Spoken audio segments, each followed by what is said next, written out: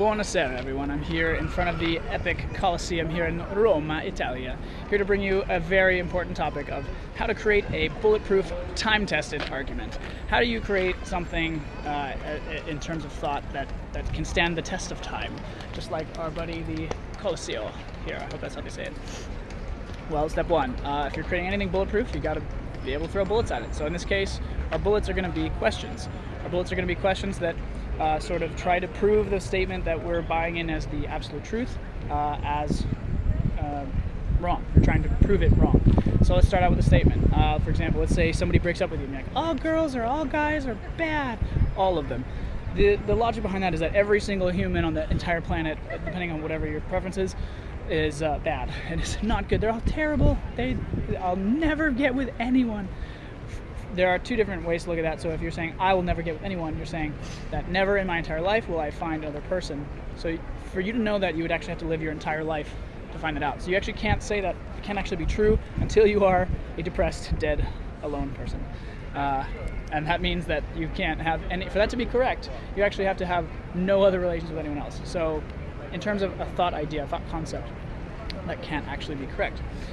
In the case that all men or all women are bad, they're all cheaters and they're all scoundrels or they're all something like that. In the same way, you'd have to follow that through all the way through to this absolute, which is, in the case of all, you'd say, if you're really going in the absolute direction, you're talking about infinity. I signed a contract one time, it was in perpetuity throughout the universe, which is, for the human form, impossible right now to achieve.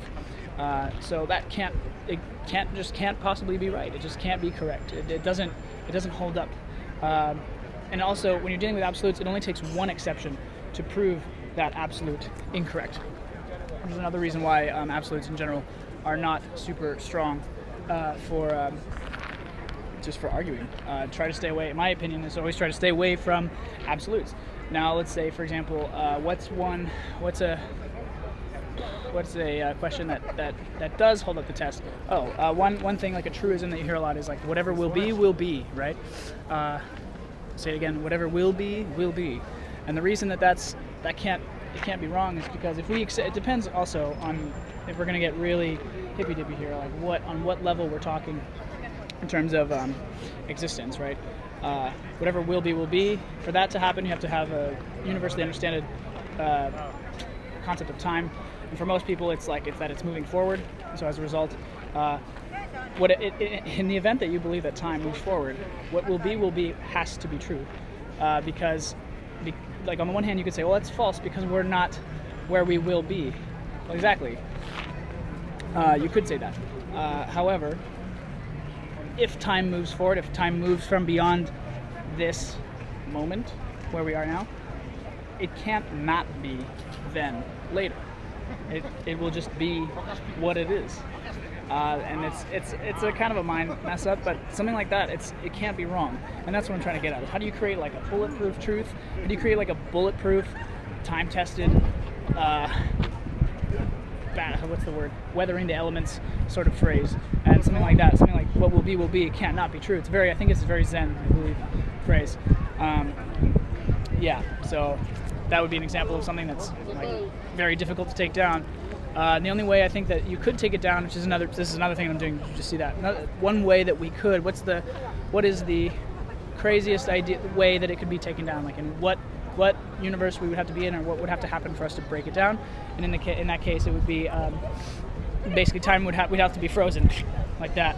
Time will be, and then it just, because we're frozen, in time you wouldn't be able to do anything. And so what will be can't be, because there will be no will be, because there's no future if everything's frozen in time. Anyway, I hope that makes sense. Probably not for pretty much everyone. I'll probably watch this later and go, ooh, what is he talking about? I wasted my chance to do a video blog in front of the Colosseum, but we'll see. But yeah, pretty much beware of the absolutes when trying to create a time-tested, ancient historical argument that will withstand years. I'm kidding, man. Just be aware of that. Those absolutes can take you down in a second. It takes one. If you're like, all people are bad, or like, there's a lot of like racist comments. You'd be like, all of this race are bad, or all of this type of person is bad. It's like in that same way, it takes one person to be not that, for that to be wrong. Something I just want to see on the internet more is just more people saying more true things. Not even absolute truths, just more true things. Because a lot of people just, one sentence, I don't know, cheese is bad, meat is bad, you know, being a vegan is bad. I've seen all sorts of different arguments that everyone else has on the internet. It can get crazy. Anyway, so with that said, I'm peacing out of here, and I will see you guys in the beautiful city of Firenze, or also known as Florence. Peace out.